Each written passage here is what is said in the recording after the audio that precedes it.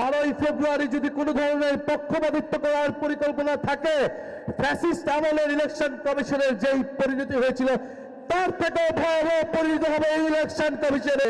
কিছুক্ষণ আগে একটা তথ্য জানতে পারলাম, ইলেকশন কমিশন একটা বিজ্ঞপ্তি দিয়ে বলেছে ভোট কেন্দ্রের 400 গজের আওতায় নাকি মোবাইল নিয়ে ঢুকতে পারবে না। ইলেকশন কমিশন কোন জায়গা থেকে এই আইন, এই বিধিবিধান বের করছে আমরা জানি না।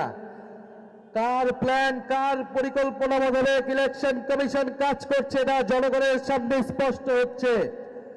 আমরা হুঁশিয়ারি দিচ্ছি, আজকে সন্ধ্যার মধ্যে দিনের আলো থাকতে থাকতে এই বিধিবিধান পরিবর্তন করেন, আগামীকাল নাহলে ইলেকশন কমিশন ঘেরাও হবে। আমরা এতদিন কিছু বলি নাই, সব সহ্য করে গিয়েছি। ইলেকশনের দ্বার প্রান্তে এসে, ইলেকশনের প্রাক্কালে এসে এই ধরনের ভোট কারচুপি, মিডিয়াকে ব্ল্যাক আউট করে দেওয়া হবে, মানুষের কণ্ঠস্বর, মানুষের তথ্য অধিকারকে রোধ করে দেওয়া হবে। এই ধরনের কোন আইন করা হলে সেই আইন মেনে নেওয়া হবে না ইনশাআল্লাহ। আমাদের প্রতিনিধিরা আজকে ইলেকশন কমিশনে যাচ্ছে। ইলেকশন কমিশনকে বলছি, এতদিন যা করেছেন করেছেন।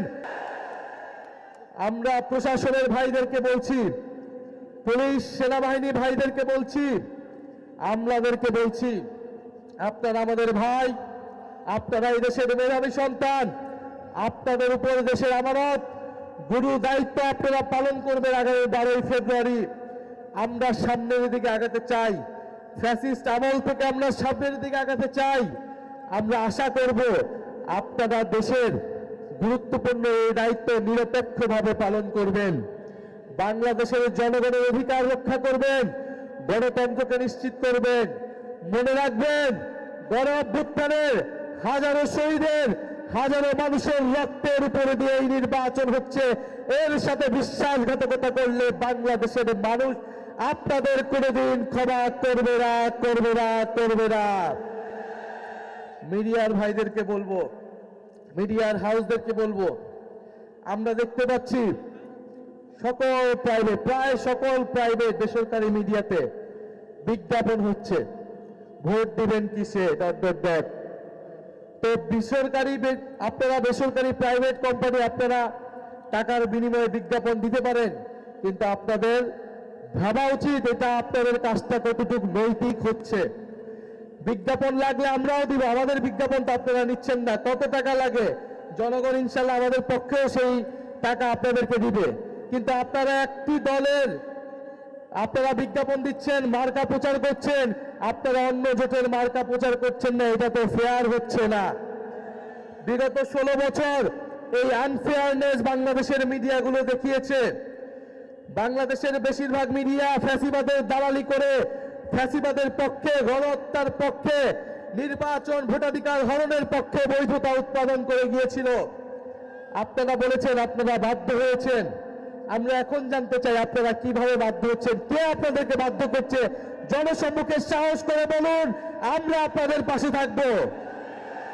আর না হলে আমরা ভেবে নিব আপনারা বাধ্য হচ্ছেন না, আপনার পুনরায় নতুন কোন স্বৈরাচারের দালালি করছেন, নতুন কোন স্বৈরাচারের পক্ষে বৈধতা উৎপাদন করছেন। 16 বছরের ইতিহাস ভুলে নাই, মিডিয়ার উপরে বাংলাদেশের মানুষের সেই আস্থা আসে নাই। আবারও যদি ওই একই কাজ করেন আপনারা, 12ই ফেব্রুয়ারি কিন্তু বাংলাদেশের জনগণ সেইটার এই দালাল মিডিয়াদের বিপক্ষে ইনশাল্লাহ রায় দেবেন। আমরা বেশি কথা বলবো না, বাংলাদেশের মানুষ সবকিছুই দেখছে। 12ই ফেব্রুয়ারি মোহাম্মদপুরবাসী প্রস্তুত থাকেন। ফজর ওয়াক্তে এসে যারা ফরজ নামাজের খোঁজ থাকে না, তাহাজ্জুদের নামাজ পড়ে তারা ভোট কেন্দ্রে আসতে চায়, তাদের পরিকল্পনা কি বাংলাদেশের মানুষ জানে। আমরা ইনশাল্লাহ থাকবো, ভোট কেন্দ্রে থাকবো। ভোট কেন্দ্র যদি দখলের চেষ্টা করা হয়, ইনশাল্লাহ শক্ত হাতে, লাঠি হাতে তরুণ সমাজ প্রতিহত করতে হবে 12ই ফেব্রুয়ারি। আর এই মোহাম্মদপুরবাসী রিকশা মার্কাকে জয়যুক্ত করে ফ্যাসিবাদ বিরোধী, কারা নির্যাতিত আলেমকে জয়যুক্ত করে ইসলামের পক্ষে ভোট দিবেন, গণ অভ্যুত্থানের পক্ষে, সংস্কারের পক্ষে ভোট দিয়ে আল্লামা মামুনুল হককে আপনার আগামী সংসদে পাঠাবেন। আমরা ইনসাফের পক্ষে, দুর্নীতির বিপক্ষে, সংস্কারের পক্ষে, আধিপত্যবাদের বিপক্ষে নতুন বাংলাদেশ প্রতিষ্ঠা করবে ইনশাআল্লাহ।